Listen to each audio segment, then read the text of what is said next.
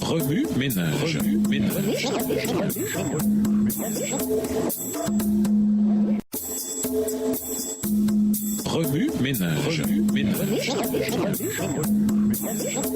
Bienvenue dans votre émission Remue ménage. Nous voilà à la leçon de jeudi, Boomerang. Lisons Genèse 1, les versets 26 à 31. Genèse 1, les versets 26 à 31. Et Dieu dit, faisons les hommes pour qu'ils soient notre image, ceux qui nous ressemblent. Qu'ils dominent sur les poissons de la mer, sur les oiseaux du ciel, sur les bestiaux, sur toute la terre et sur tous les reptiles et les insectes. Dieu créa les hommes pour qu'ils soient son image. Oui, il les créa pour qu'ils soient l'image de Dieu.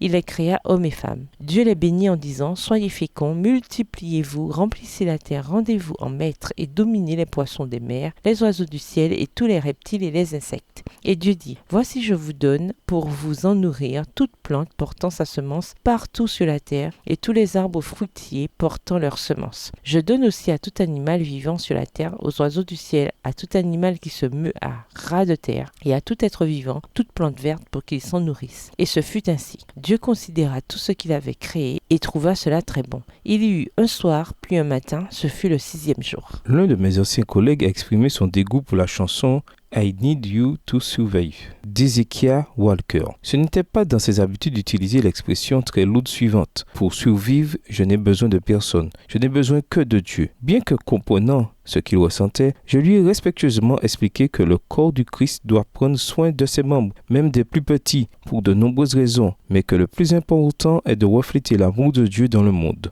Nos semblables ont besoin de nous. La négligence à répondre aux besoins immédiats de notre communauté a créé un problème qui s'est métastasé à des proportions alarmantes. Ceux qu'on néglige se tournent souvent vers le crime, qui finit par blesser bien davantage que les coupables. En tant qu'auteur et philosophe, Albert Hubbard a dit « Au plus profond de leur cœur, les hommes sages connaissent cette vérité. La seule façon de s'aider soi-même, c'est d'aider les autres. » Malheureusement, nous avons davantage tendance à nous aider nous-mêmes. Sommes-nous occupés à nous sauver et à sauver nos proches au point d'oublier les nécessités de notre collectivité? La Bible a prédit que la méchanceté augmenterait et affecterait notre amour pour les autres. Matthieu 24, verset 12. Les médias sociaux n'aident en rien la situation parce que plus que jamais, ils nous expose à de l'information négative. Cependant, Dieu nous ordonne de continuer d'agir avec amour dans les situations les plus impossibles. Jean 13, versets 34 et 35.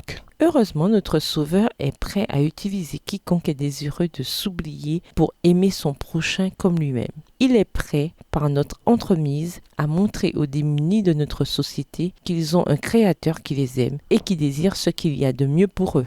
La prise de conscience des besoins environnants peut être vraiment accablante. À l'instar du serviteur qui avait reçu un talent, il est tentant de penser que nous pouvons changer les choses. Cependant, ne croyons pas que quoi que nous fassions, c'est en vain. Jésus a promis de nous aider dans tout ce qui l'honorera. Agissons avec justice, défendons les faibles et partageons le peu que nous avons. Dieu sait qu'en prenant soin des plus faibles, nous prendrons automatiquement soin de nous et préparerons une génération à accepter ce que le Christ a fait pour elle sur la croix. Remue ménage, réfléchissez à la citation suivante de James Nandal Basford.